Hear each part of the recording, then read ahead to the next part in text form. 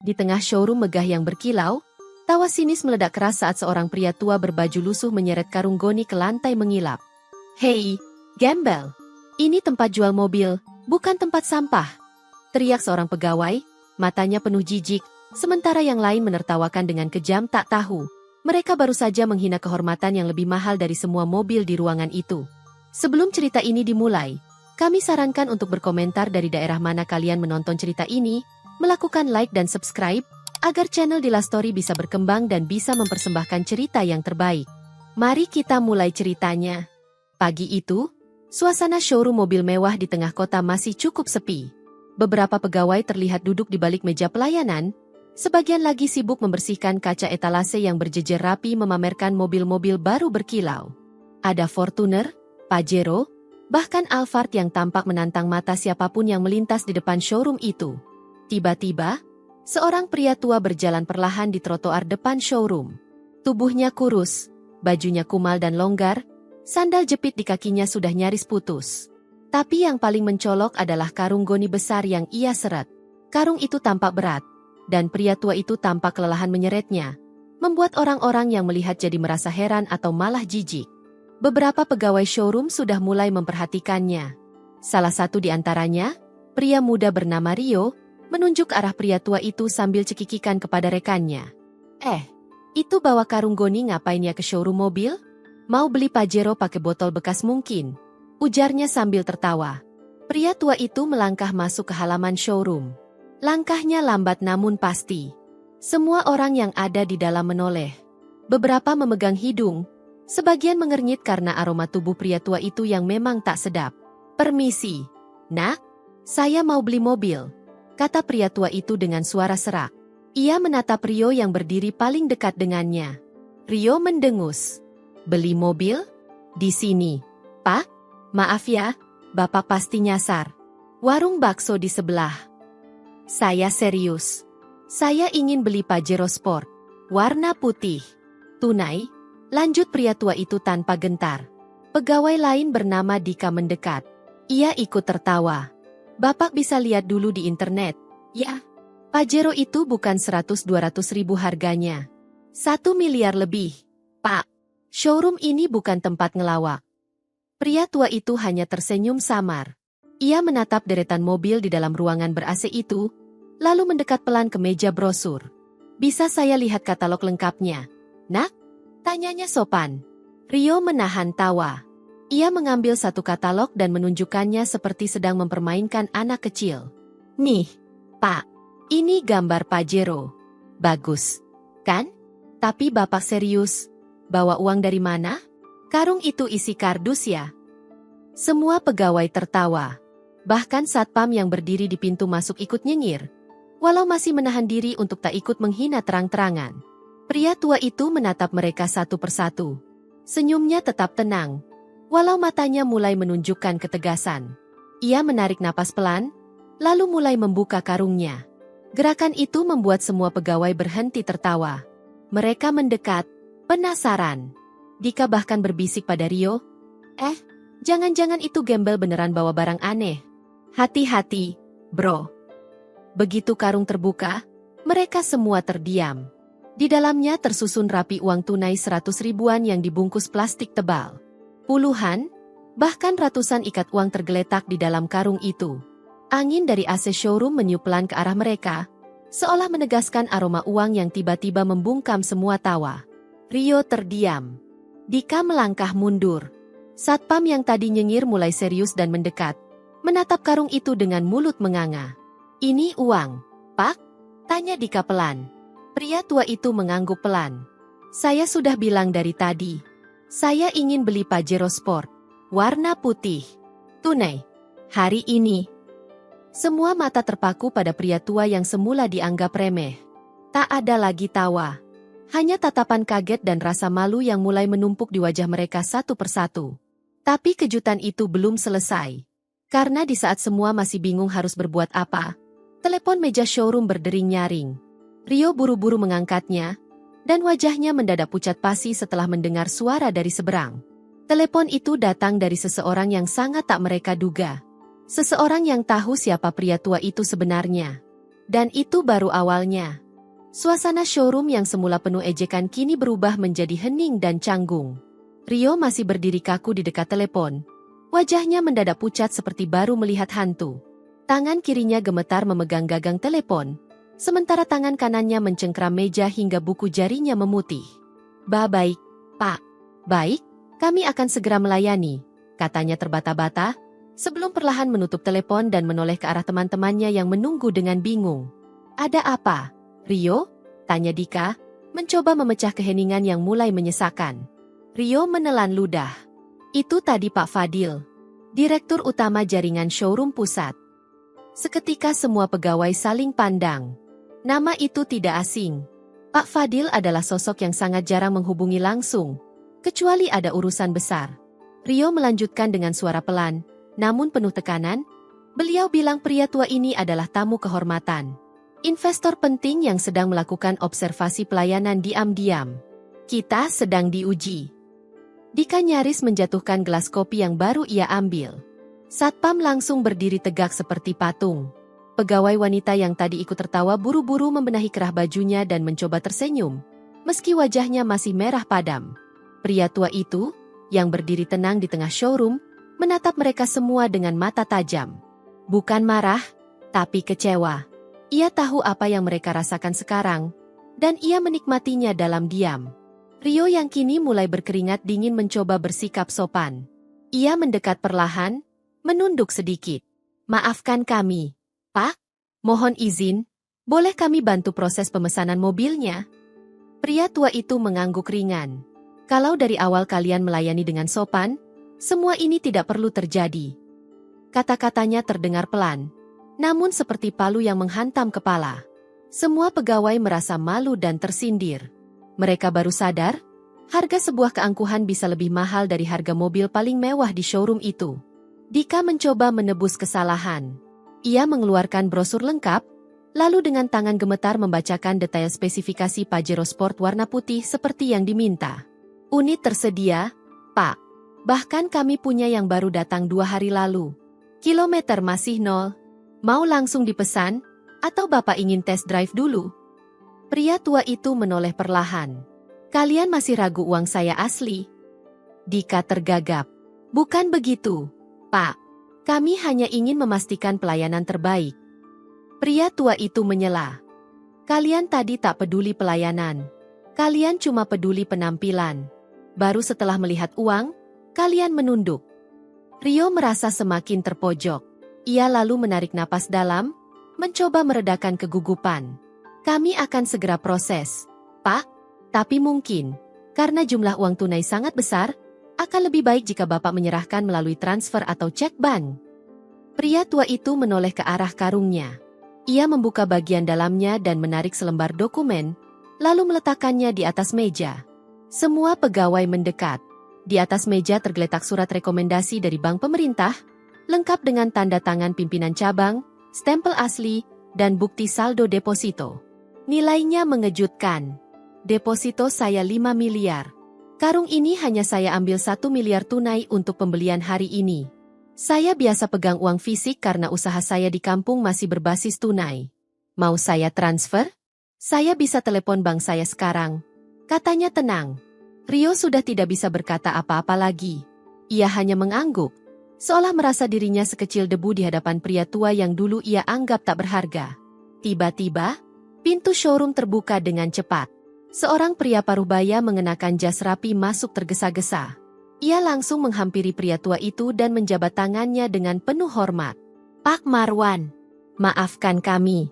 Saya Fadil, Direktur Utama showroom ini.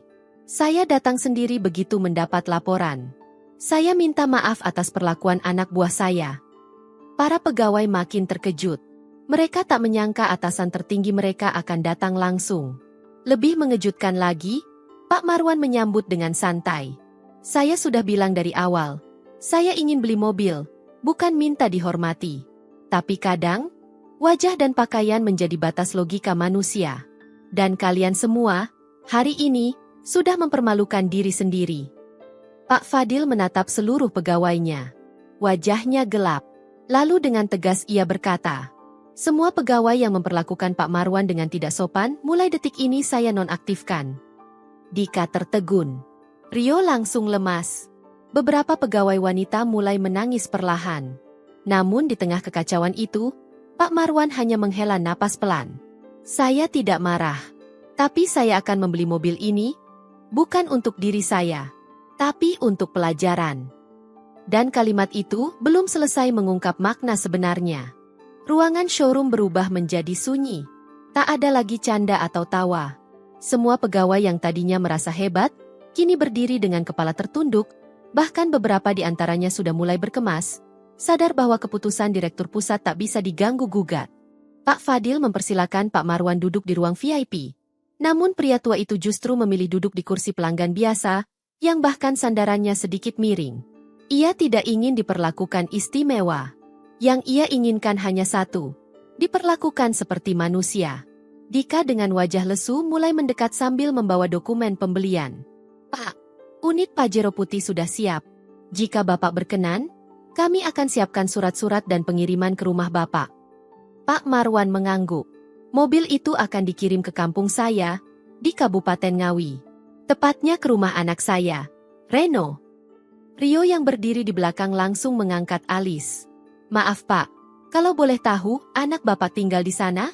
Bukan. Bapak tadi bilang mau pakai sendiri. Pak Marwan menoleh pelan. Saya sudah terlalu tua untuk mengendarai mobil sebesar itu. Lagi pula, anak saya baru saja menikah minggu lalu. Ia mengurus sawah kami, dan dia belum pernah naik mobil seumur hidupnya. Semua orang yang mendengar langsung tersentak. Tak ada nada sombong dalam suara Pak Marwan. Hanya keikhlasan seorang ayah yang ingin memberi hadiah sederhana untuk anaknya yang telah membantu membangun usaha mereka dari bawah. Pak Fadil ikut terharu. Pak Marwan, saya pastikan pengiriman akan dilakukan langsung oleh tim terbaik kami.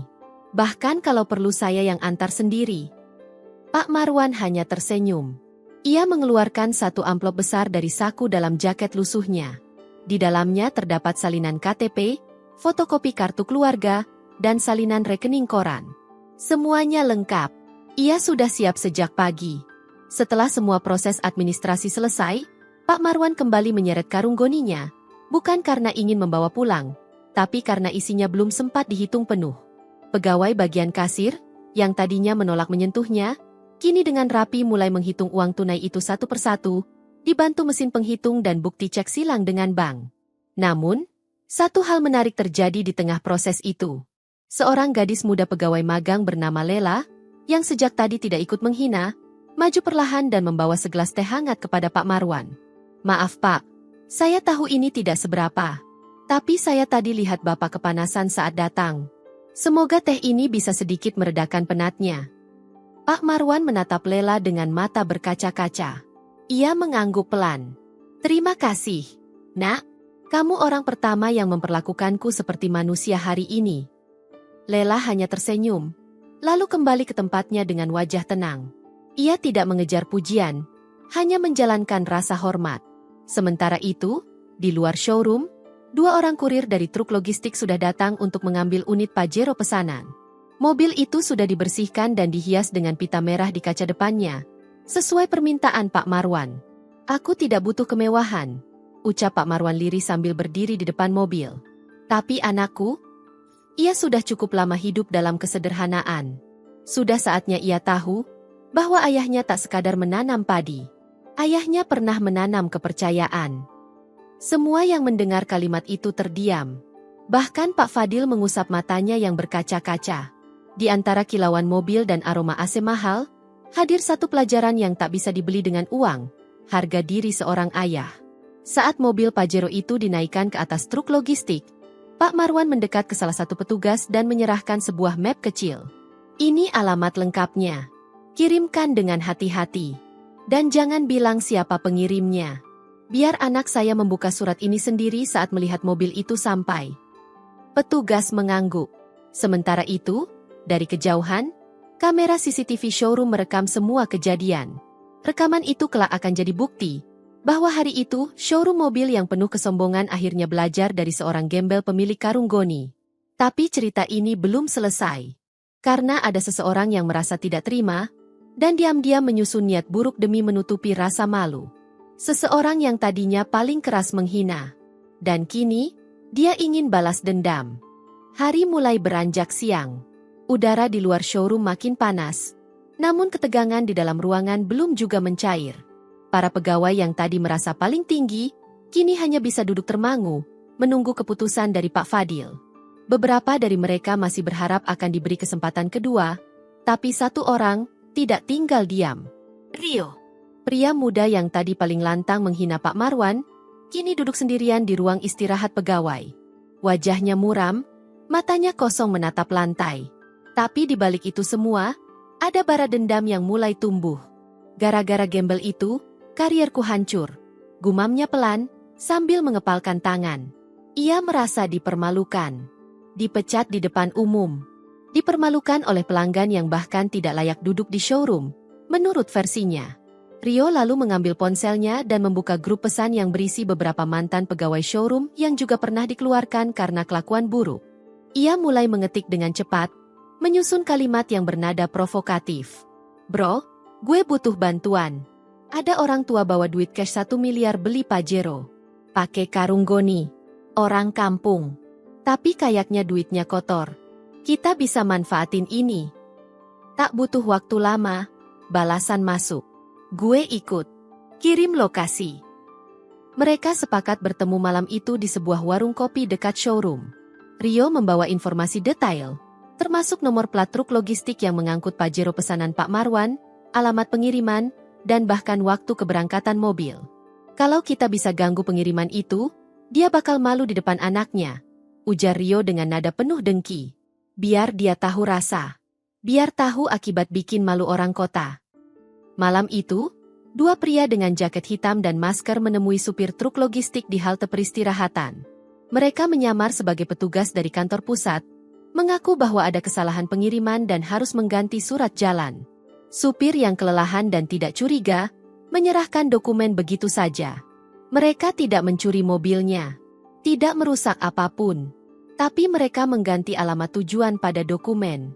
Pajero itu, alih-alih dikirim ke kampung di Ngawi, akan diarahkan ke sebuah lahan kosong yang terletak di pinggir kota, dekat gudang tua terbengkalai. Sementara itu, di rumah anak Pak Marwan, Reno, suasana masih sederhana seperti biasa. Reno dan istrinya, Dinda, baru saja selesai membereskan hasil panen dari sawah. Mereka belum tahu bahwa kejutan besar sedang dalam perjalanan dan juga sedang dalam bahaya. Keesokan harinya, Pak Marwan bangun pagi-pagi dan langsung menelpon ke showroom, menanyakan status pengiriman. Pegawai bagian pengiriman memastikan bahwa mobil Pajero sudah berangkat dan seharusnya tiba hari itu. Namun, jam demi jam berlalu, tak ada suara truk yang masuk ke kampung. Tak ada deru mesin besar. Tak ada suara klakson khas kendaraan pengangkut. Pak Marwan mulai cemas. Ia tak ingin anaknya tahu terlalu cepat. Tapi hatinya tidak tenang. Ia pun memutuskan untuk menghubungi supir secara langsung. Dan saat ia berhasil menghubungi sang supir, nada gugup terdengar dari seberang. Maaf Pak, mobilnya sudah saya antar sesuai alamat di surat jalan, di dekat gudang tua Jalan Semeru Timur. Bukannya itu tempat Bapak. Pak Marwan terdiam. Tangan tuanya mengepal. Jalan Semeru Timur bukan tempatnya. Bukan pula tempat anaknya. Ada sesuatu yang tidak beres. Dan dia tahu, ini bukan kesalahan biasa. Ini sabotase. Pak Marwan segera mengenakan jaket lusuhnya, lalu melompat ke atas motor bebek tuanya. Ia menyalakan mesin, gas ditarik, dan suara knalpot tua meraung keras di pagi hari yang masih dingin. Jalanan dari kampung menuju kota ditempuh dengan cepat. Tidak seperti biasanya, Pak Marwan mengemudi dengan penuh emosi. Amarahnya tak tampak di wajah, tapi bisa dirasakan dari caranya menggenggam setang motor erat-erat. Ia tidak peduli jaketnya kotor, tidak peduli tangan kasarnya belum sempat dicuci. Yang ia pikirkan cuma satu hal, menyelamatkan mobil yang seharusnya menjadi hadiah kejutan untuk anaknya.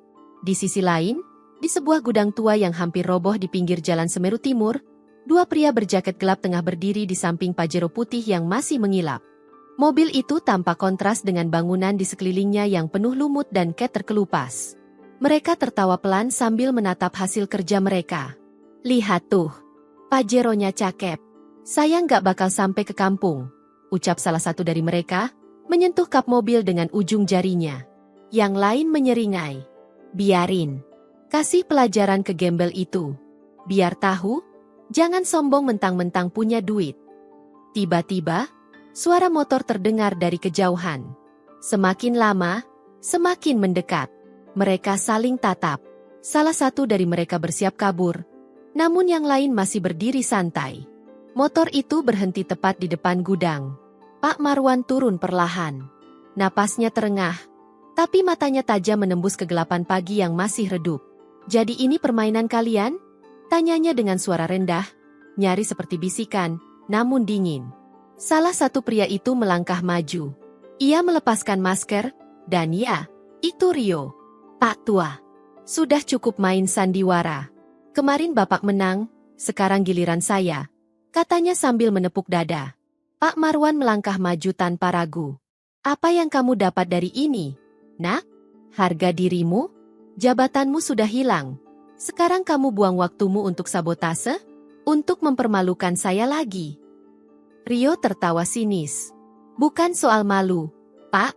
Ini soal harga diri saya yang diinjak-injak. Gara-gara Bapak, saya dipecat. Nama saya tercemar. Sekarang, saya hanya balas setimpal. Pak Marwan mendekat. Hanya berjarak 1 meter dari Rio.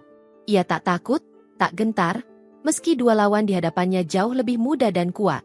Lalu ia keluarkan ponsel tua dari saku dalam jaketnya. Dengan jari yang sudah gemetar karena usia, ia membuka rekaman suara. Terdengar jelas percakapan antara Rio dan kawannya saat menyusun rencana sabotase. Semuanya terekam. Rio melotot. Kau merekam aku? Pak Marwan mengangguk. Kamu kira saya tidak tahu kalian mengikutiku kemarin malam? Saya hanya pura-pura tidak peduli. Tapi saya pastikan semuanya tercatat. Di saat yang bersamaan, suara mobil polisi terdengar dari arah jalan masuk. 2 unit mobil berhenti, dan beberapa petugas turun cepat. Ternyata, saat dalam perjalanan, Pak Marwan sudah menelepon kenalan lamanya, Komandan Rahman, seorang polisi senior yang pernah ditolongnya dulu saat bencana banjir di kampung. Rekaman suara yang dikirim Pak Marwan cukup menjadi bukti awal untuk tindakan segera. Rio dan temannya diborgol di tempat. Tak ada perlawanan. Mereka hanya bisa menunduk. Pak Marwan lalu mendekat ke mobil Pajero yang masih utuh. Ia mengusap pelan kaca depan mobil itu. Tatapannya penuh syukur. Tak ada goresan, tak ada kerusakan. Hanya jejak debu gudang yang melekat, dan akan segera dibersihkan. Seorang petugas menghampiri, Pak, mobilnya mau kami bantu antar ke alamat yang benar. Pak Marwan mengangguk. Ya, kirim ke alamat anak saya. Kali ini, saya akan ikut di belakang. Saya ingin lihat ekspresi wajahnya saat melihat mobil ini. Petugas itu tersenyum dan mengangguk hormat. Sementara 2 pria yang kini berada di dalam mobil tahanan hanya bisa menatap Pak Marwan dari balik jendela sempit, dengan wajah penuh kekalahan. Namun bagi Pak Marwan, kemenangan ini bukan untuk membalas dendam, tapi untuk menunjukkan bahwa ketulusan tidak bisa dikalahkan dengan penghinaan. Tapi kejutan sesungguhnya belum tiba.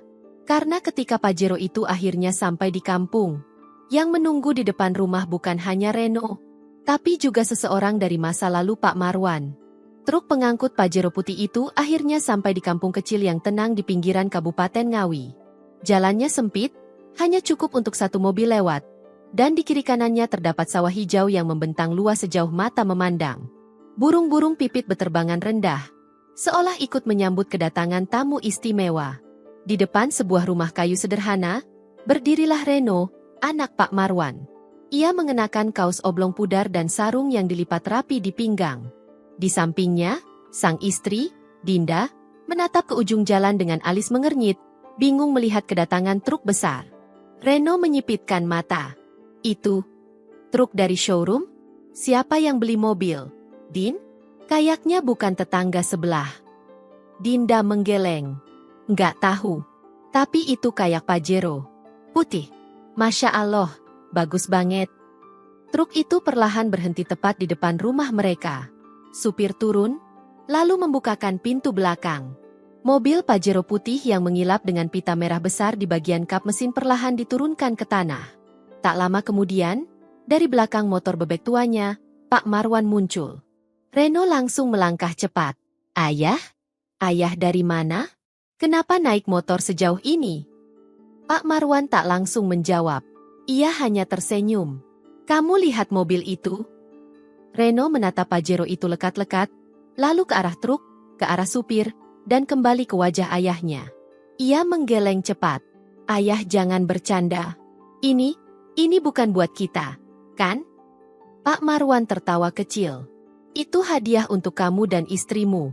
Saya tahu kamu sudah bertahun-tahun mengurus sawah ini tanpa mengeluh. Kamu pantas dapat hadiah yang lebih dari sekadar ucapan terima kasih. Dinda menutup mulutnya dengan kedua tangan. Matanya berkaca-kaca. Reno memeluk ayahnya erat. Ayah, ini terlalu mewah. Kami bahkan tidak pernah bermimpi sejauh itu. Pak Marwan menepuk pundak anaknya. Kadang, Allah memberi lebih pada yang tak banyak meminta. Bukan untuk pamer, tapi untuk menghargai perjuangan.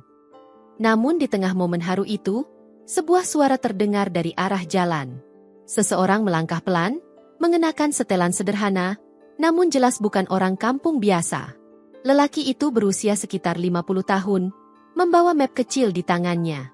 Senyum lembut terpancar dari wajahnya saat ia melihat Pak Marwan. Assalamualaikum, Marwan. Pak Marwan menoleh. Matanya melebar, dan langkahnya tertahan. Subhanallah, Surya. Lelaki itu mengangguk. Aku dengar kabar kamu dari polisi tadi pagi. Aku langsung ke sini. Sudah lama kita tak bertemu. Ternyata lelaki itu adalah Surya, sahabat lama Pak Marwan sejak zaman muda. Mereka pernah berjuang bersama di ladang dan pernah hampir merintis usaha bersama. Namun Surya pindah ke kota dan menjadi pengusaha properti. Kontak mereka terputus lebih dari 20 tahun. Kenapa kamu ke sini, Surya? Tanya Pak Marwan dengan suara gemetar, masih tidak percaya. Aku ingin membayar utang lama, jawab Surya, sambil menyerahkan map kecil kepada Pak Marwan. Tanah kita dulu yang pernah kamu hibahkan ke keluargaku waktu aku bangkrut, aku jual sekarang. Dan aku bagi hasilnya ke kamu. Sesuai janji dulu. Setengahnya milikmu. Pak Marwan membukanya pelan. Di dalam map itu, tertera sertifikat transfer bank senilai 2 miliar rupiah atas nama Pak Marwan. Bukan hanya kejutan untuk Reno, kini kejutan itu juga berbalik ke arah sang ayah. Reno yang melihat itu hanya bisa berdiri ternganga. Dinda sudah tak bisa berkata-kata. Tapi kejutan itu belum berakhir. Surya lalu menatap mobil Pajero yang masih berdiri megah di depan rumah. Mobil ini, hadiahmu untuk anakmu? Tanyanya sambil tersenyum. Pak Marwan mengangguk pelan. Ya, setelah semua yang terjadi kemarin, Allah masih izinkan saya memberikannya. Surya lalu menepuk pundaknya. Kalau begitu, biarkan aku ikut memberi hadiah. Ia lalu membuka bagasi mobil sedan yang ia bawa. Di dalamnya, ada selembar surat tanah atas nama Reno. Luasnya 2 hektar, persis di samping sawah keluarga mereka. Sebagai rasa hormatku untuk sahabat lama dan juga generasi penerusnya. Hari itu, di tengah sawah dan tawa keluarga, tak ada suara mewah, tak ada lampu gemerlap kota. Tapi ada satu hal yang tak bisa dibeli. Harga diri, ketulusan, dan persahabatan. Dan hari itu belum selesai. Karena kabar tentang Pak Marwan mulai menyebar, bukan hanya ke showroom, tapi ke media sosial. Hari belum benar-benar siang saat seorang tetangga yang juga guru honorer memotret Pajero putih itu. Ia kagum melihat mobil semewah itu ada di kampung kecil mereka. Awalnya ia hanya ingin membagikan ke grup WhatsApp desa. Tapi salah satu keponakannya yang kuliah di Surabaya melihat foto itu, dan memutuskan untuk mengunggahnya ke media sosial dengan caption. Seorang ayah sederhana di Ngawi hadiahkan mobil Pajero putih untuk anaknya yang setia menjaga sawah. Uang dibawa dalam karung goni. Jangan pernah remehkan orang dari penampilannya. Hanya butuh waktu 3 jam, unggahan itu disukai lebih dari 70.000 kali dan dibagikan puluhan ribu pengguna. Komentar-komentar membanjiri, mulai dari yang terharu, bangga, hingga merasa tertampar. Salut buat Pak Marwan. Orang-orang kota harus belajar dari beliau. Semoga showroom yang kemarin mempermalukannya malu lihat ini. Ketulusan seorang ayah. Ini baru legenda nyata. Berita itu semakin meledak ketika akun Instagram resmi showroom mobil tempat kejadian berlangsung ikut memberikan pernyataan terbuka. Dalam unggahan mereka tertulis, "Kami meminta maaf kepada Bapak Marwan atas pelayanan yang tidak manusiawi dari sebagian staf kami. Peristiwa ini menjadi pelajaran besar untuk seluruh jaringan showroom kami, agar tidak menilai pelanggan dari tampilan luar. Pak Marwan adalah teladan." Diiringi dengan foto Pak Marwan dan Reno berdiri di depan Pajero putih, lengkap dengan latar sawah dan senyuman tulus mereka berdua. Tak lama setelah itu, sejumlah wartawan televisi dan media daring mulai berdatangan ke kampung. Mereka mewawancarai Pak Marwan, Reno, bahkan warga sekitar. Kamera menyorot karung goni yang masih disimpan utuh di ruang tengah rumah, seolah menjadi simbol kehormatan baru. Namun di balik kamera dan sorotan publik, Pak Marwan tetap tak berubah. Ia tetap mengenakan baju lusuhnya, tetap minum teh tubruk dari gelas seng, dan tetap berangkat ke sawah sebelum matahari muncul. Beberapa orang menawarkan uang, kontrak iklan, bahkan sinetron. Semua ia tolak. "Aku tidak menjual cerita. Aku hanya menjalani hidup," katanya pada seorang wartawan muda yang nekat datang malam-malam ke rumahnya. Di sisi lain, showroom tempat ia dihina mulai kedatangan pelanggan yang penasaran. Banyak orang dari luar kota mampir hanya untuk melihat tempat kejadian yang viral itu. Sayangnya, tak semua pegawai lama bertahan. Rio dan kawan-kawannya benar-benar dipecat dan di-blacklist dari industri otomotif. Satu-satunya pegawai yang tetap bertugas dan bahkan naik jabatan adalah Lela, gadis magang yang dulu memberikan teh hangat. Ia kini menjadi staf tetap dan ditunjuk langsung oleh Pak Fadil sebagai Kepala Divisi Pelayanan Pelanggan, dengan satu tugas, memastikan tidak ada lagi pelanggan yang diperlakukan seperti Pak Marwan. Sementara itu, Reno dan Dinda mulai membangun garasi kecil di samping rumah mereka. Pajero putih itu diselimuti sarung tebal, hanya dikeluarkan saat diperlukan. Reno tidak berubah menjadi pamer. Ia tetap turun ke sawah, tetap bekerja bersama petani lain, hanya sesekali tersenyum ketika teman-temannya bertanya soal mobil barunya. Tapi kejadian itu belum benar-benar berakhir. Karena suatu sore, saat Pak Marwan sedang duduk di beranda depan, menyesap kopi buatan menantunya, datanglah sebuah mobil hitam dengan plat dinas, berhenti tepat di depan rumah.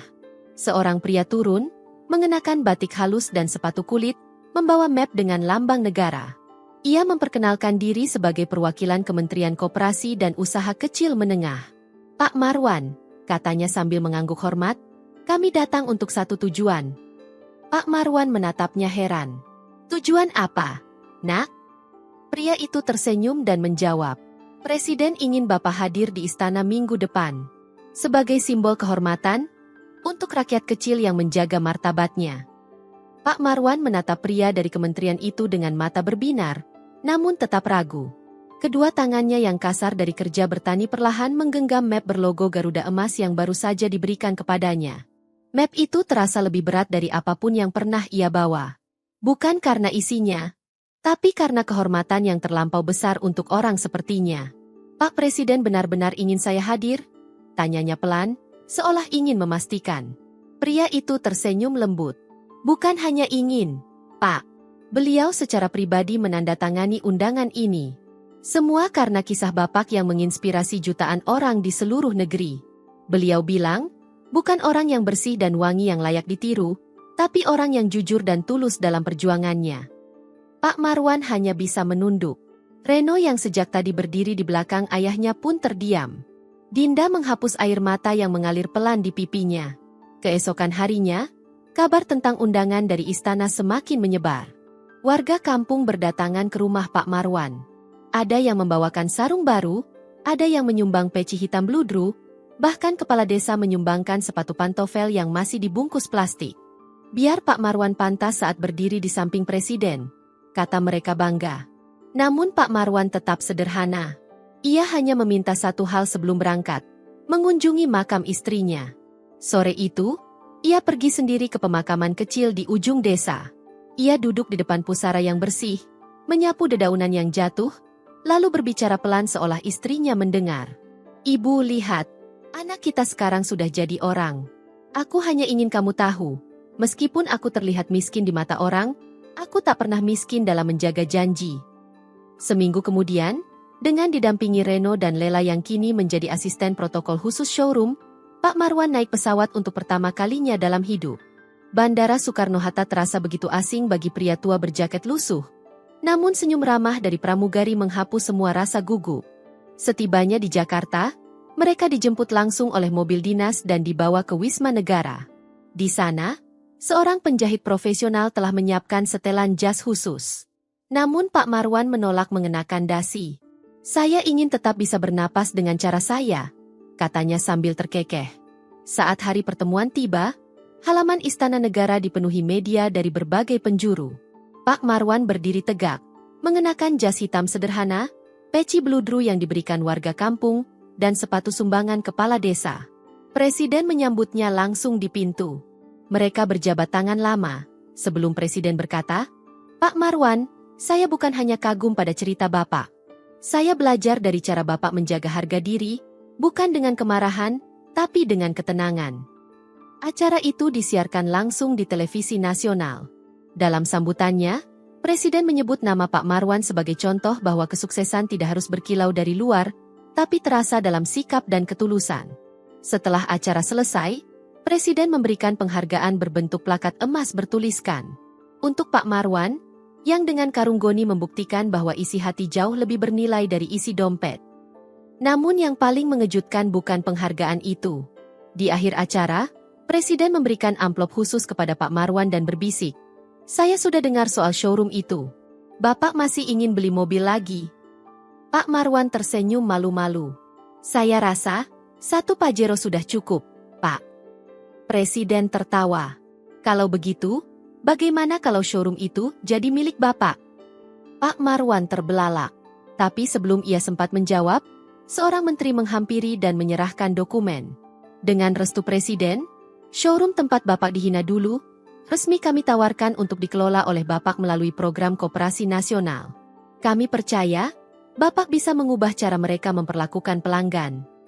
Mata Pak Marwan memerah. Dunia seolah berputar dalam diam. Dulu ia datang sebagai orang hina dengan karung berisi harapan. Kini ia kembali dengan kehormatan dan kunci masa depan di tangan. Beberapa minggu setelah kunjungannya ke istana, nama Pak Marwan semakin dikenal luas. Bukan hanya karena viral di media sosial, tapi karena satu keputusan berani dari Presiden yang mengubah segalanya. Showroom tempat dulu ia dihina, tempat derai tawa meremehkannya terdengar keras, kini berubah status menjadi showroom koperasi rakyat. Dan pemimpin koperasi itu adalah Pak Marwan sendiri. Hari pertama ia menginjakan kaki kembali di sana, suasana sudah jauh berbeda. Seluruh interior showroom direnovasi, bukan untuk mempermegahnya, tapi untuk memperbaiki ruang pelayanan agar ramah untuk siapapun. Kursi-kursi kini dibuat lebih rendah agar pelanggan dari berbagai latar belakang merasa nyaman dan tidak merasa direndahkan. Pegawai baru direkrut, dan semua dilatih langsung oleh Pak Marwan dan Lela. Ya, Lela kini menjadi tangan kanan Pak Marwan. Ia tidak hanya diberi jabatan tinggi, tapi juga diberi kepercayaan penuh untuk membina etika kerja pegawai. "Yang saya butuhkan bukan pegawai yang pintar menjual mobil," kata Pak Marwan saat rapat pertama, "tapi pegawai yang pandai menghargai orang, sekecil apapun penampilannya." Ruang pelayanan kini dihiasi dengan satu benda yang sangat mencolok. Karung goni asli milik Pak Marwan, yang dibingkai dan dipajang di dinding showroom dengan lampu sorot khusus. Di bawahnya tertulis, "Dulu mereka menertawakan karung ini. Sekarang karung ini mengajarkan kita cara memperlakukan manusia." Banyak pelanggan dari luar kota datang bukan hanya untuk membeli mobil, tapi untuk bertemu Pak Marwan, menyapa, bahkan sekadar mendengarkan ceritanya. Ia tetap rendah hati, tetap duduk di kursi biasa, tetap memakai baju sederhana. Rio dan kawan-kawannya, yang kini menjadi pengangguran, mendengar berita itu dari media. Salah satu dari mereka, yang dulu ikut menyabotase pengiriman mobil, menghubungi Rio dan mengajak datang diam-diam ke showroom untuk meminta maaf. Rio awalnya menolak, gengsi menahannya. Tapi akhirnya ia datang juga. Hari itu, showroom tampak ramai.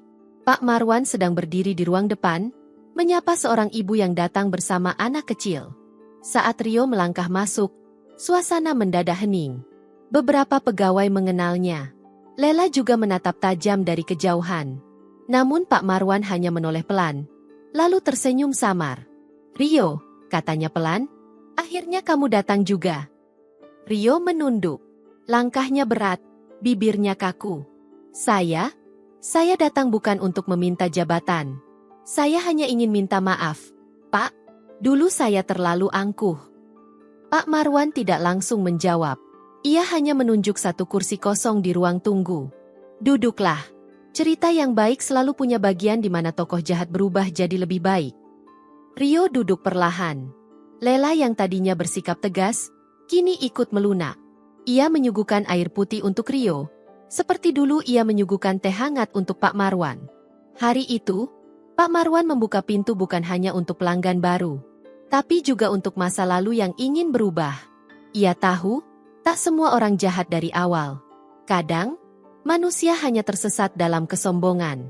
Dan showroom yang dulu pernah menjadi tempat penghinaan, kini menjadi tempat perubahan. Namun, tak semua hal berjalan mulus. Karena seiring namanya dikenal dan usahanya tumbuh, muncul pula pihak-pihak yang merasa terganggu. Orang-orang yang iri, merasa kalah telak oleh seorang tua yang dulu mereka anggap gembel. Seseorang dari kota besar mengirimkan surat ancaman. Isinya singkat. Hati-hati, Pak Tua. Nama besar bisa runtuh kalau terlalu tinggi kepala. Kami tidak diam melihatmu jadi pahlawan. Pak Marwan membaca surat itu dengan tenang. Dan ia tahu, cobaan belum usai. Langit sore itu tampak kelabu. Angin berhembus lebih kencang dari biasanya, seolah ikut membawa kabar tak mengenakan yang baru saja diterima Pak Marwan. Surat ancaman yang ia baca siang tadi kini tergolek di atas mejanya, terbuka dan membiarkan siapapun melihat isinya. Tapi ia tak panik.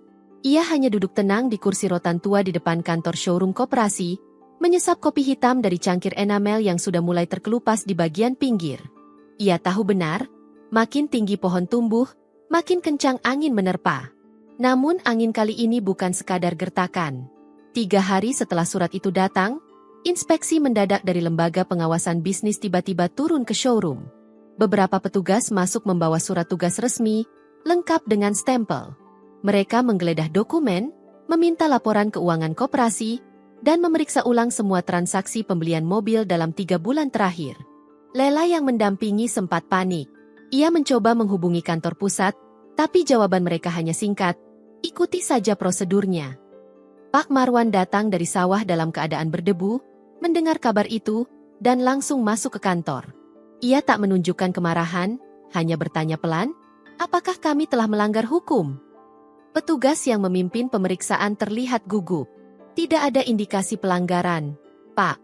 Tapi, ada laporan dari pihak luar bahwa showroom ini menerima aliran dana ilegal. Pak Marwan tersenyum. Dari siapa? Petugas menunduk. Anonim, Pak. Hari itu, showroom diperiksa habis-habisan. Tapi tidak ada satupun kesalahan ditemukan. Semua laporan bersih. Semua alur keuangan rapi. Bahkan auditor yang ikut serta dalam inspeksi itu sempat memuji keteraturan koperasi tersebut. Namun Pak Marwan tahu, ini bukan soal administrasi. Ini soal pengaruh dan dengki. 2 hari kemudian, sebuah berita palsu muncul di salah satu portal daring abal-abal.